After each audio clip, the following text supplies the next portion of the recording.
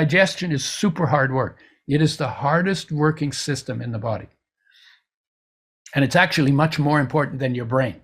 Now, why do I say that? There are jellyfish that are 250 billion years they've been on the planet. They don't have any brain at all, but they have a really good digestive system. So they're still around. So health depends on digestion, because everything you eat, is foreign material. Your immune system should reject it and fight it, and that would kill you. But in your digestive system, which is outside your body, it's a tube inside, in the middle, it's a tube through the middle of your body that is outside your body. You throw everything in there, and then it has to be taken apart outside your body, and you only absorb, when it's working properly, you only absorb the nutrients you need, and the rest passes on through.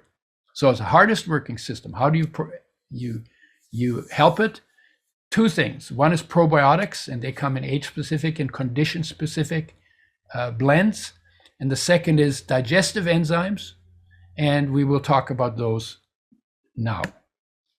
So bacteria make about 10% of Earth's biomass. You don't see them, but they're everywhere. All of us together, are 0.1%. So there's 100 times more biomass of bacteria on this planet than there's human biomass. Inside our gut, there's a bunch of microbes that are called the microbiome. There's like somewhere between 1,000 and 8,000 different species. And I categorize them. This is my categorization. Some of them are neutral, or they're called commensal. And those are the ones that we've not found any positive or negative effects yet. We don't know. They may not be neutral. The second I call sick microbes. They would love to live in your digestive tract because there's lots of food and it's warm and it's sheltered and it's protected. But they could make you sick if they were there. So E. coli, Salmonella, Listeria, cholera, typhoid. There's a whole bunch of them. And they're found in foods, and they're found in water, and they're also found in air. Then there's rot bacteria, or rot microbes, and their job is to break down and recycle dead creatures. And they're everywhere, so that whenever something dies, the process begins, and they're not supposed to recycle you until you're dead. Okay? Now, to make that happen, to protect you from all of those, from the sick and the rot bacteria, are protective bacteria, and they control the sick and rot bacteria while we're alive. Those include the probiotics bacteria called lactobacilli and bifidobacteria. These are the best studied and most effective that we know. They're in fermented foods, and they're vulnerable, because when things get dry, they don't form spores. So then they die. So they don't do well when they're not protected, when they're dry. And so they need refrigeration. I told you that the enzymes and probiotics and fiber as well, they do their work outside the body, inside your digestive tract. These are not essential nutrients because they're not absorbed into the body, but they are essential for health. And where do you find them? Well, in nature, you find them on plants, on the top of soils that haven't been tilled. You find them in soil along with sick and rot bacteria. You find them in the birth canal and the breast ducts and raw milk. You find them in other body openings, especially the belly button if you have an innie. The outies don't carry them as well. In the gut, you find them along with all the other kinds of microbes. And then in non-pasteurized fermented yogurt, kefir, sauerkraut, kimchi, miso, natto, and there's a whole bunch of, there are even people who ferment fish and ferment rabbits, so and then all kinds of different lacto-fermented vegetables. You can ferment just about anything. I do that in my house with probiotics, and I've done it with everything. Cucumbers, obviously, they're one, but I've done it with carrots and with radishes and with celery. I mean, literally anything you can ferment, because they live on the carbohydrates in the plants. turn them into lactic acid. That then, and they protect those foods from spoilage bacteria. If a child is born with a cesarean birth, by cesarean birth and not breastfed, then they're deprived of the probiotics that in a natural birth they would pick up in their passage through the birth canal. Now, how cool is that? You don't need them before you're born, but you need them as soon as you enter the world. So guess where you get them? You pick them up on the way through the birth canal, and within half an hour, the entire surface of your digestive tract is covered with probiotics. It's amazing how that happens. And then when kids are deprived of probiotics, they run a higher risk of allergies and other immune problems later. And then you can get them from supplements that are used to replace killed probiotics. I'll tell you why in a second. And you get them as powders, in capsules, in lozenges, in liquids, and in pastes. Like miso is a paste, natto is a paste. And then in fermented foods. But I already said that. Okay, and plant-based foods in the digestive tract support probiotics. And animal-based foods support unfriendly microbes. And in less than 2 weeks, actually sometimes within 2 days, if you change from plants to animals or from animal to plant foods, you notice the change already in the probiotics, because they double every half hour, every 20 minutes to half hour. So you go like in 2 days, if they double every half hour, you can figure out how big that number is. It's a huge number. So they thrive in a plant-based diet much better than they do in animal-based diets. Genes make molecules. We have 23,000 genes. They make about 120,000 proteins. The gut microbe species altogether have 2.3 million, even more, different genes, and they produce many different molecules that we can't produce, that have healing and or toxic effects. Healing or toxic effects. And they're absorbed into the body, some of them, quite a few of them, and they affect our gut, our liver, our immune system, our brain, and the rest of the body. And the studies on what all is there and is being done and how dependent we are on those gut microbes, that's really just beginning to, it's incredible. And they only weigh a few pounds. Like microbial cells are much smaller than our cells, but there's many more of them. There's more cells in our digestive tract than there are cells in our body. And then what kills them? Cooking kills them, processing and frying kills them, pasteurization kills them, antibiotics, drugs, and chemicals kill probiotics. But these are important in our digestive tract. So we need to replace the killed probiotics with living probiotics. That's why supplements.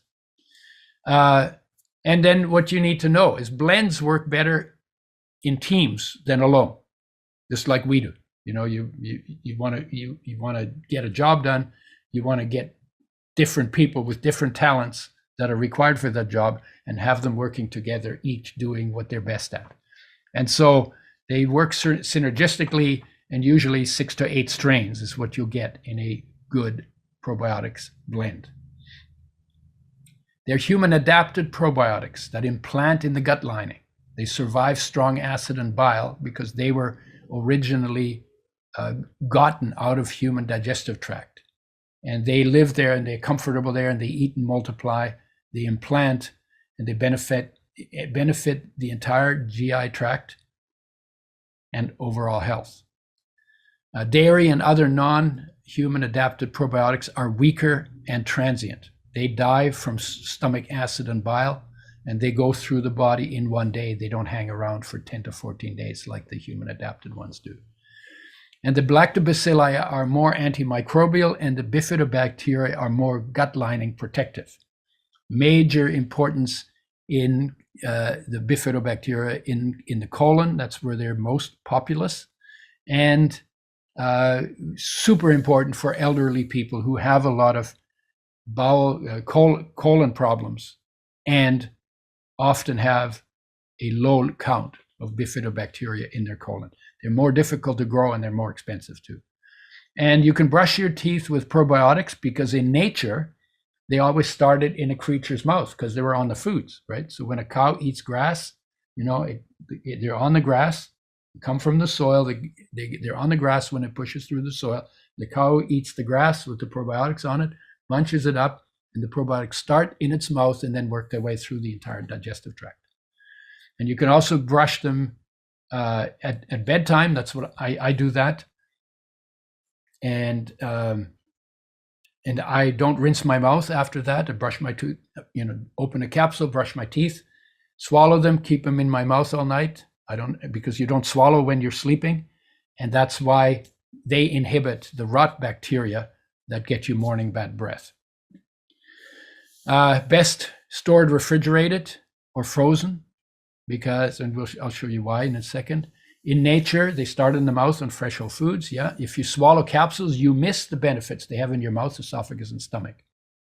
And you can use them, either you swallow capsules or you open the capsules in your mouth, or you mix them in foods that are cool enough to eat. If the food's too hot, you kill them again. And you take probiotics with or after meals. Kinds of probiotics in the healthy human gut change with age. And the count needed for optimum benefits increases with age. So in an infant, it's in a powder because they don't swallow capsules. 3 billion in a child, in a capsule, 5 billion. And these are mixtures of 6 to 8 different strains. Adult capsule, 17 billion. Advanced adult, which is anyone over 50, capsule, 34 billion.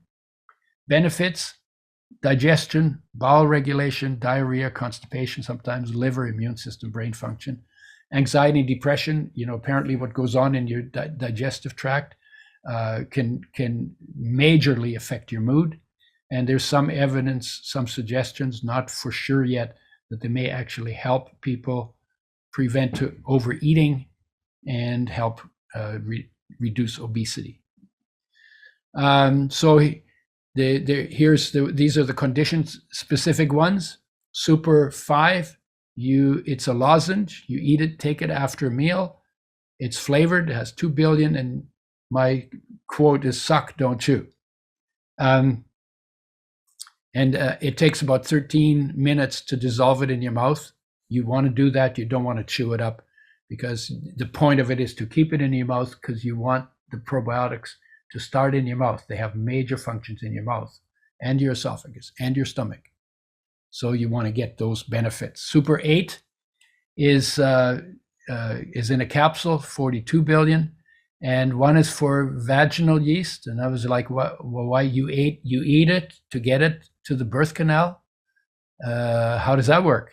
And so there's research. I checked it out. There's research that you eat them and those probiotics find their way from your anus to your birth canal.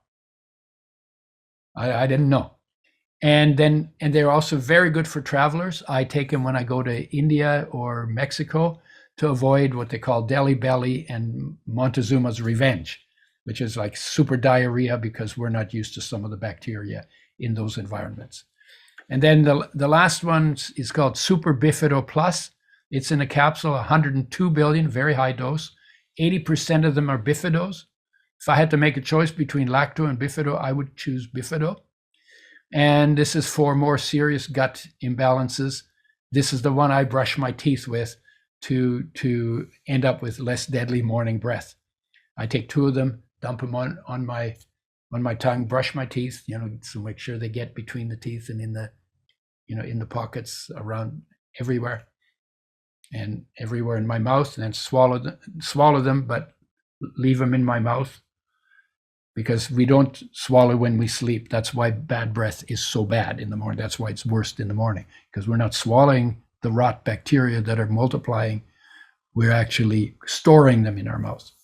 And it would be better to store probiotics in our mouth. Okay. My summary advice, buy them in the cooler because they lose 1.1% potency in the cooler, but they lose up to 2% per day at room temperature. So in 50 days, they might all be dead. And you want to have one with a best before and a date, a time of manufacture, and best before date on them. The human, I did that. You don't need enteric coating. And this, I've already talked about that. Count on label lets you know what you're getting.